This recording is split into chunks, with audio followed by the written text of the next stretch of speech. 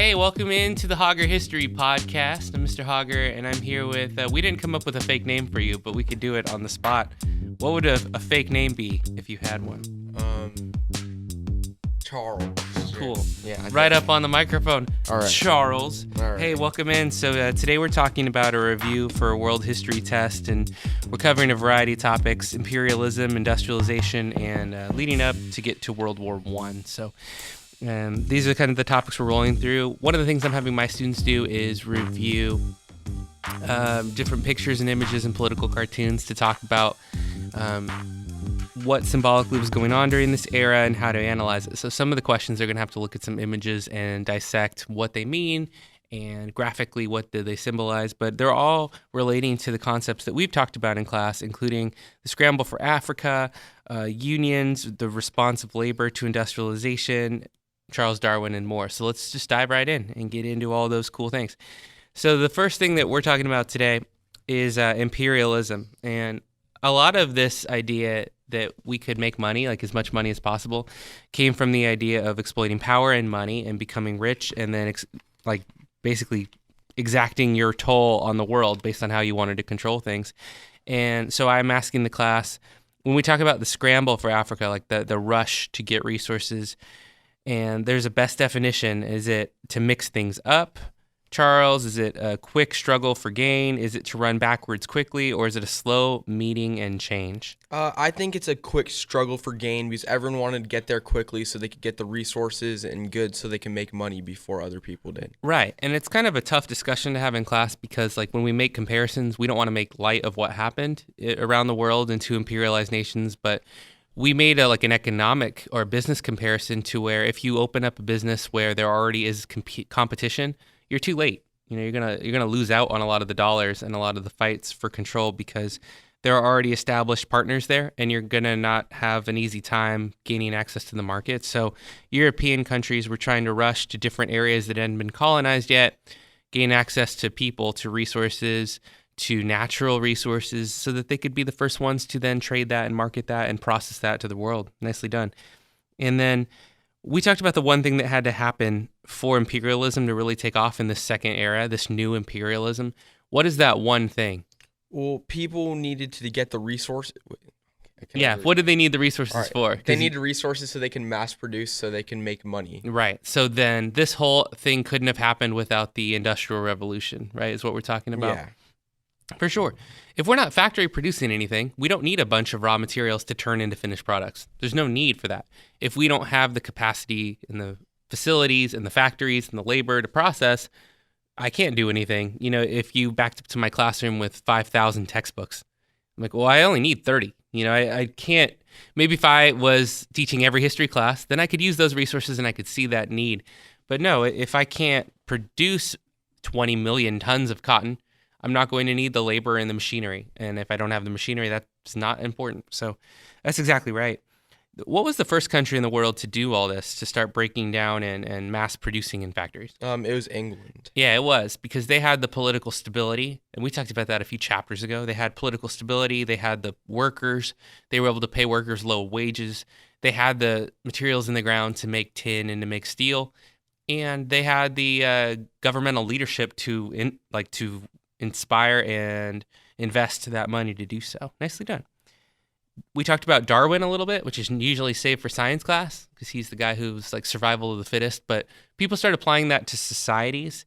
Do you remember what that concept that only the strong survive when it's applied to countries, what that's called?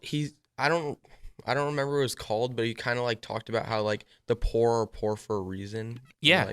All right. So yeah, we're talking. It kind of reminds us of Adam Smith when he talked about the poor of mind too, but Darwin talked about social Darwinism. Mm-hmm. So his name is the key to remember. Darwin's philosophies become Darwinism ideas, and those philosophies suggested that if countries were successful, it's because they were dominant, it's because they were smarter, more resourceful, more able to take over, and more able to use those resources. And so that's really the idea, that the strong survive and the weak countries fail. That's problematic because if you think that you're better than other countries, what kind of things might your country do? They might try to take over people because they think that they're worth more than them. So yeah. they deserve to have their land and stuff like that. Right. Yeah. I mean, that's what happens with superiority. Thinking that you're doing people a favor because you're so wise that you know better. And that ends up with people being exploited and their resources being taken. And then you've got some people, according to our text and according to what happened in lots of European nations, saying because we have religion, we're more civilized than you, or because we have government that's more organized, we don't understand your government, so ours must be better. So we are basically bringing you into the next century. And that wasn't done kindly in a lot of the places that we learned about. So the competition, the enslavement, the taking, the just vast taking. But it did make Europe very, very rich and leave behind a lot of the rest of the world. Nice job. What are some of the inventions of this time, Charles, that are key to like being able to do all this? Because if we're back in 1400 when like a lot of the long-term ships are going to not make it, they can't travel against the sea, they can't machine produce equipment. So what are some of the machines and the inventions, we talked about 3 or 4, that really make this whole thing a possibility? I remember the steam engine Yeah. and the steam boat. Yes. Right? Yeah, and that's good. The steamboat is crucial because now you can travel against currents. You don't just have to wait till the wind is sailing you in the right direction, which would be very inconvenient in the open ocean. You can power against currents. You can go against the stream, and you can go in any direction at any time that you want. Then the steam engine for producing machinery was going to produce much more. So yeah, good ideas there. You could also mention we are getting towards the age of electricity. We're also still exploiting railroads, like they're popping up all over Europe and the United States during this era. And that's going to, like, why is the railroad going to be important? What does that let us do? It lets us get places faster than we wouldn't be able to otherwise. Good. Yeah. And that's cool for travel, and it's cool for seeing the world. Most people weren't traveling for leisure yet, but it does mean that, like, if you're making goods, like NBA Finals Warriors hats, you could sell them to everyone in the nation because you can get that product to them.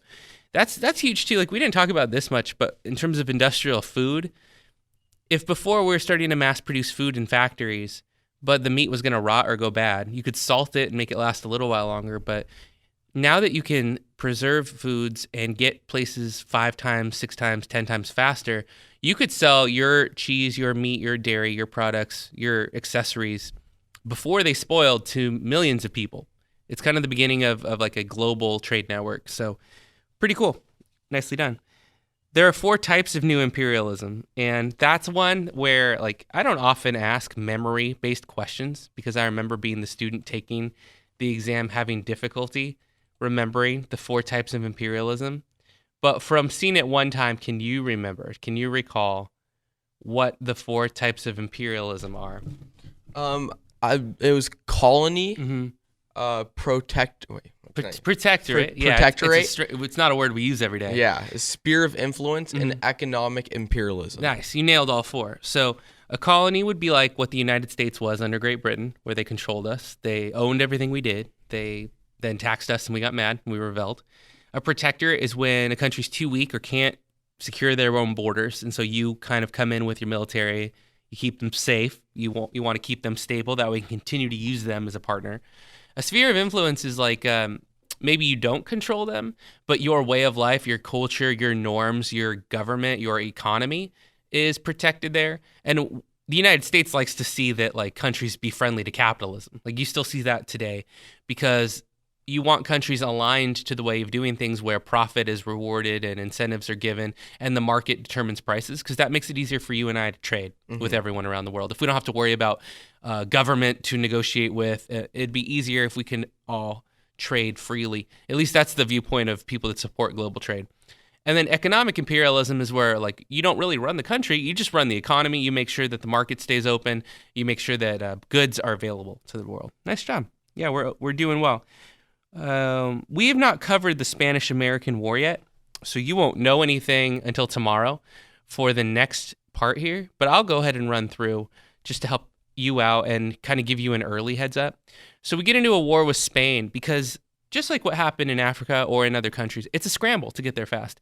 And Spain is still holding on to this like we're a world power, we're dominant from the days of Portugal and Spain, like splitting the world in half. And up comes like the United States and Europe, and they're starting to become major players. So Spain and the United States enter into a war called the Spanish-American War. It's a great name, right? We never give these wars like creative names. World War I, World War II. Yeah. It's always like, no wonder students get bored in history class. Yeah. We try to keep it lively. Anyway, Spain gets into a war. The United States defeats them, and this kind of ends the reign of Spain as a major world power. So it's a pretty significant war. It also gives the United States a ton of territories. I'm going to ask you for 2 of them. But this is the time that we acquire Puerto Rico. This is when we get Cuba. This is when we get the Philippines. We don't stay in Cuba long. We never really own Cuba. We never really have sovereign ownership. But we do control it militarily. We set up a government there. We also get Guam. So it's a lot of island gaining during this time, and Spain has to give up control of all those islands, which is why you have a lot of Spanish-speaking origin in those areas, because Spain was there first, but we ended up inheriting those territories, which is kind of neat, like, because a lot of people wonder why we have Guam and Puerto Rico and when that came in, and you'll learn about that more tomorrow. And then Japan also gets into a series of wars. Japan defeats China. The Japanese Empire opens up to trade. Imperialism takes over, and Japan actually defeats Russia and becomes a world power. And people have asked in class, why did Japan end up being so significant in World War I, World War II? It's this time period that we're studying, so it's quite important. The United States opens up the Panama Canal, which lets us trade around the Horn of South America, and that lets us increase our trade network and dominance. And then we open up the Monroe Doctrine, which basically we declared the United States was the police of the Western Hemisphere, and we were going to fight communism or anything that's going to jeopardize our trade partners everywhere in the western half of the world. That's going to set us up big time for the next couple chapters, this idea that the United States is on the scene as a world power. So it's not a long test. It's only 16 questions, and 8 are multiple choice. So half multiple choice and half short fill-in, no long essays or answers. All I want to do here, Charles, is kind of get into the background knowledge so that when we go to World War I after the break, you understand that like the money, the power, and the spheres of control, having all these colonies everywhere is going to make a lot of alliances where sometimes the enemy of your enemy is your friend, and then sometimes the people that liberate you are your friend, and sometimes the people that give you independence are your friend. And in all these places, you've got people who are caught up in the middle of all of it, who really didn't have any say in all these partnerships, who are going to start fighting in a global war. And it's going to be pretty interesting. So thanks so much for being here.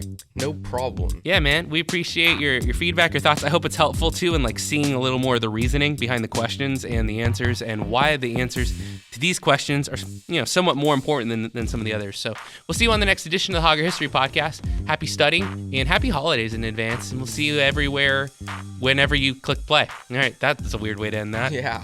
See you later. All right, cool. Good job, man.